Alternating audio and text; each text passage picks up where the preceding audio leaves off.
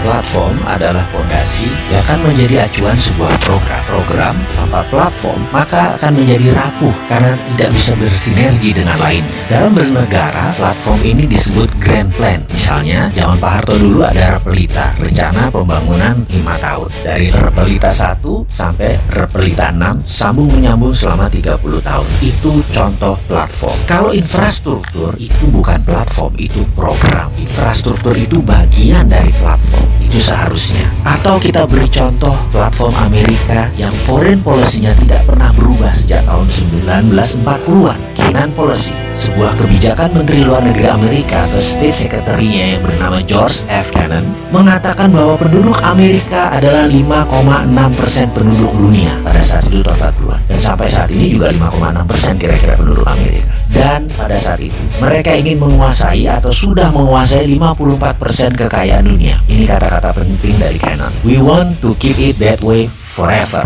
Hingga saat ini, sudah 70 tahun lebih kebijakan Amerika tersebut tidak pernah diubah. Secara perhitungan ekonomi, GDP Amerika saat ini menguasai 27%-an kekayaan dunia. Namun dari sisi swasta, kaum kapitalisnya Amerika, 40% kekayaan dunia dipegang mereka. Jadi kalau dijumlahkan swasta dan negaranya, GNP-nya 54% kekayaan dunia saat ini masih dipegang Amerika. Itu adalah platform bernegara Amerika. Program infrastruktur Amerika dari 1940 sampai 1961, program satelit dan internet tahun 69 sampai 79, program manufaktur kimia, program obat-obatan farmasi, program penguasaan militer dunia, program IT, digital teknologi, program kendali pangan, dan program kendali energi adalah program-program yang Amerika jalankan untuk menunjang platform bernegara mereka. Satu, yaitu mereka ingin memegang mayoritas kekayaan dunia. World wealth, 54% dikuasai dunia dan harus tetap dikuasai, dan itulah kebijakan mereka bermuara dari sana sampai saat ini. Kuncinya ada kata-kata we want to keep it that way forever tersebut. Apa yang bisa Indonesia ambil contoh? Bagaimana kalau Indonesia membuat platform, misalnya 10% pertumbuhan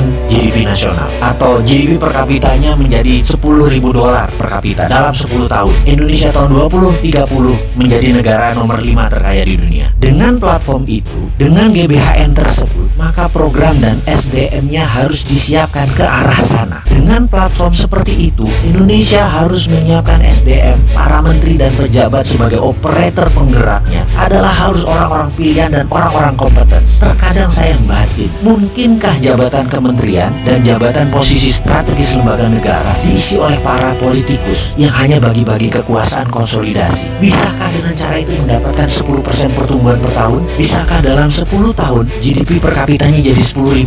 Rasanya sulit ya, bener ya? Kalau tim bola kita analogikan untuk mempersiapkan pertumbuhan 10%, mana Lionel Messi-nya? Mana Suarez-nya? Mana kipernya? De Gea-nya mana? Masa diisi politikus sih? Apalagi diisi oleh mereka yang akan menari untuk menjadi pemimpin 2004. Pasti nggak kerja. Ini saran loh, kalau kita ingin 10% growth pertumbuhan dan GDP per kapitanya 10.000, ya harus ahlinya yang dipasang agar kita bisa menjadi negara berdaulat lebih cepat. Selamat berjuang manusia terbaik Indonesia. Salam NKRI garis lurus.